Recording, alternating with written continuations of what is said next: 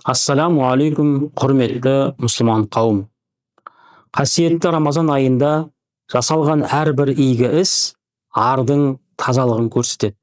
Мәселен, кешірімді болу, садақа беру, ата-анаға құрмет көрсету, мұқтаж жандарға мүмкіндігімізше қамқорлық жасау, мұның барлығы да адал жүректің жемісі.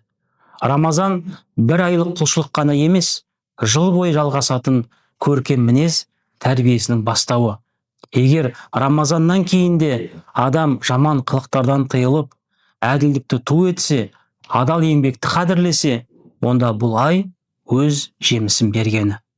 Сахабаларымыздың бірі Абдулла ибн Масғуд, Алла оған разы болсын, риуаят еткен хадисте Алла елшісі айтады: адал жолмен кәсіп іздену парыздан кейінгі парыз деген. Жалпы еңбек ету адам өмірінің тірегі. Ол тек қана нәпақа табу, күн көріс емес, адамның арын сақтап, қоғамға пайдасын тигізетін іс. Хакім Абай атамыз еңбек етсең ерінбей, тояды қарның тіленбей деп, осы адал еңбектің адамды ешкімге тәуелсіз етпейтінін айтады. Ал тіленбей өмір сүру адамның намысы мен абыройын қорғайды. Адал термен келген ырыздықтың өзіндік берекесі бар. Сенде бір кірпіш дүниеге кетігін тапты, бар қалан деген өсиеті біздің әр қайсымызға жеке-жеке бағытталған. Неге? Әркім қоғамда өз орнын тауып, адал еңбегімен елге қызмет жасау керек.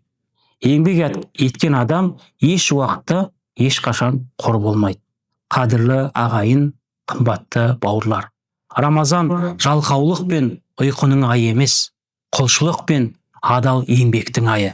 Аз уақыт аш болу немесе шөлдеу нәпсімізді әлсіретсе де, рухымызды күшейтеді.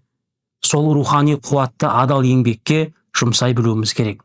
Алла Тағала еңбектеріңізді берекелі етіп, ұстаған оразаларыңызды қабыл етсін. Ассаламу алейкум ва рахматуллахи ва баракатуху.